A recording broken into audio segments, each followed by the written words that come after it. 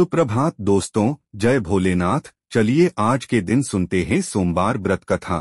जो भक्त सोमवार का विधिवत व्रत करते हैं और व्रत कथा सुनते हैं, उनकी सभी इच्छाएं पूरी होती हैं। तो अगर आप अभी तक चैनल को सब्सक्राइब नहीं किए हैं, तो फटाफट चैनल को सब्सक्राइब कर लीजिए। तो चलिए शुरू करते हैं सोमवार व्रत कथा। किसी नगर में एक धनी व्यापारी रहता था। दूर दूर तक उसका व्यापार फैला हुआ था। नगर के सभी लोग उस व्यापारी का सम्मान करते थे।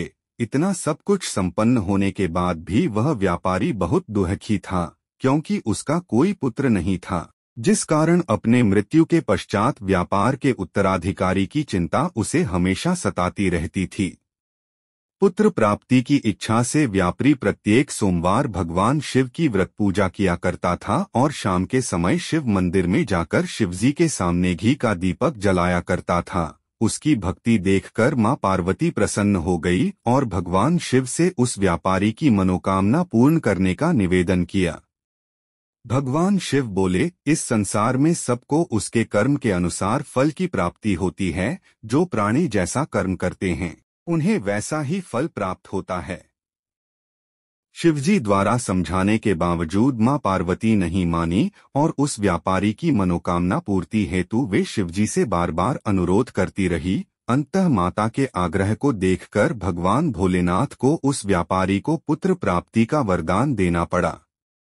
वरदान देने के पश्चात भोलेनाथ मां पार्वती से बोले, आपके आग्रह पर मैंने पुत्र प्राप्ति का वरदान तो दे दिया, परंतु इसका यह पुत्र 16 वर्ष से अधिक समय तक जीवित नहीं रहेगा। उसी रात भगवान शिव उस व्यापारी के स्वप्न में आए और उसे पुत्र प्राप्ति का वरदान दिया और उसके पुत्र के 16 वर्ष तक जीवित रहने की भी बात बताई। भगवान के वरदान से व्यापारी को खुशी तो हुई, लेकिन पुत्र की अल्पायु की चिंता ने उस खुशी को नष्ट कर दिया। व्यापारी पहले की तरह सोमवार के दिन भगवान शिव का विधिवत व्रत करता रहा। कुछ महीनों के बाद उसके घर एक अति सुंदर बालक ने जन्म लिया और घर में खुशियां ही खुशियां भर गई।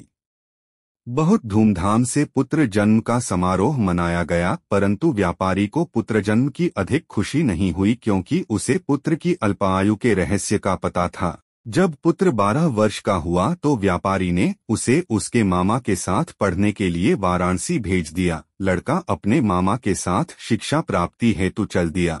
रास्ते में जहाँ भी मामा भांजे विश्राम हेतु रुकते, वहीं यज्ञ करते और ब्राह्मणों को भोजन कराते।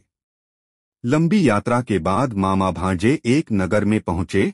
उस दिन नगर के राजा की कन्या का विवाह था, जिस कारण पूरे नगर को सजाया गया था। निश्चित समय पर बारात आ गई, लेकिन वर का पिता अपने बेटे के एक आंख से काने होने के कारण बहुत चिंतित था। उसे भय था कि इस बात का पता चलने पर कहीं राजा विवाह से इनकार न कर दे, इससे उसकी बदनामी भी होगी। जब वर के पिता ने व्यापारी के पुत्र को देखा तो उसके मस्तिष्क में एक विचार आया। उसने सोचा, क्यों न इस लड़के को दूल्हा बनाकर राजकुमारी से विवाह करा दूं। विवाह के बाद इसको धन देकर विदा कर दूंगा और राजकुमारी को अपने नगर ले जाऊंगा। वर के पिता ने लड़के के मामा से इस संबंध में बात की। मामा ने धन मिलने के लालच में वर के पिता की बात स्वीकार कर ली। लड़के को दूल्हे का वस्त्र पहनाकर राजकुमारी से विवाह कर दिया गया। राजा ने बहुत सारा धन देकर राजकुमारी को विदा किया। शादी के बाद लड़का जब राजकुमारी से साथ लौट रहा था तो वह सच नहीं छिपा सका और उसने राजकुमारी के ओढ़नी पर लिख दिया, राजकुमारी, तुम्हारा विवाह मेरे साथ हुआ था। मैं तो वाराणसी पढ़ने के लिए जा रहा हूँ और अब तुम्हें जिस नवयुवक की पत्नी बनना पड़ेगा वह कान्हा है। जब राजकुमारी ने अपनी ओढ़नी पर लिखा हुआ पढ़ा तो उसने कान्हे लड़के के साथ जाने से इनकार कर दिया। राजा को जब ये सब बातें पता लगीं तो उसने राजकुमारी को महल में ही रख लिया।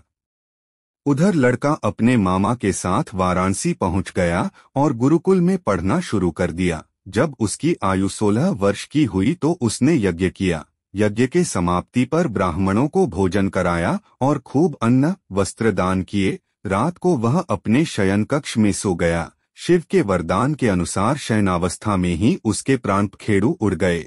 सूर्योदय पर मामा मृत भांजे को देखकर रोने पीटने लगा। आसपास के लोग भी एकत्र होकर दुख प्रकट करने लगे। लड़के के मामा के रोने विलाप करने के स्वर समीप से गुजरते हुए भगवान शिव और माता पार्वती जी ने भी सुने। माता पार्वती ने भगवान से कहा, प्राणनाथ, मुझे इसके रोने के स्वर सहन नहीं हो रहे, आप इस व्यक्ति के कष्ट को अवश्य दूर करें। भगवान शिव ने माता पार्वती के साथ अदृश्य रूप में समीप जाकर देखा तो भोलेनाथ माता पार्वती से बोले, यह तो उसी व्यापारी का पुत्र है जिसे मैंने 16 वर्ष की आयु का वरदान दिया था। इसकी आयु पूरी हो गई है।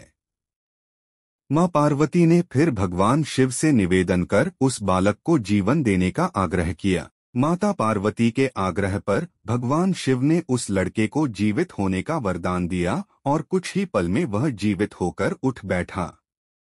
शिक्षा समाप्त करके लड़का मामा के साथ अपने नगर की ओर चल दिया। दोनों चलते हुए उसी नगर में पहुंचे जहां उसका विवाह हुआ था। उस नगर में भी यज्ञ का आयोजन किया। समीप से गुजरते हुए नगर के राजा ने यज्ञ का आयोजन देखा और उसने तुरंत ही लड़के और उसके मामा को पहचान लिया। यज्ञ के समाप्त होने पर राजा मामा और लड़के को महल में ले गया और कुछ दिन उन्हें महल में रखकर बहुत सा धन, वस्त्र आदि देकर राजकुमारी के साथ विदा कर दिया। इधर भूखे प्यासे रहकर व्यापारी और उसकी पत्नी बेटे की प्रतीक्षा कर रहे थे। उन्होंने प्रतिज्ञा कर रखी थी कि यदि उन्हें अपने बेटे की मृत्यु का समाचार मिला तो दोनों अपने प्राण त्याग देंगे, परंतु जैसे ही उसने बेटे के जीवित वापस लौटने का समाचार सुना तो वह बहुत प्रसन्न हुआ।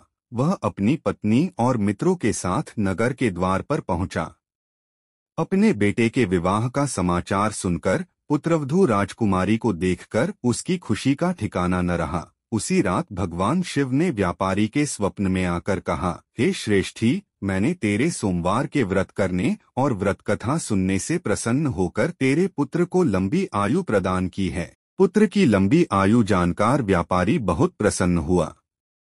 शिव भक्त होने तथा सोमवार का व्रत करने से व्यापारी की सभी मनोकामनाएं पूर्ण हुई। इसी प्रकार जो भक्त सोमवार का विधिवत व्रत करते हैं और व्रत कथा सुनते हैं, उनकी सभी इच्छाएं पूरी होती हैं। धन्यवाद दोस्तों, आपका जीवन सुखी एवं मंगलमय हो। अगर ये वीडियो अच्छी लगी हो तो लाइक जरूर करें और कमेंट में हर हर महादेव लिखना ना भूले और हमारे मोली मोली चैनल को सब्सक्राइब जरूर करें। एक बार फिर से धन्यवाद।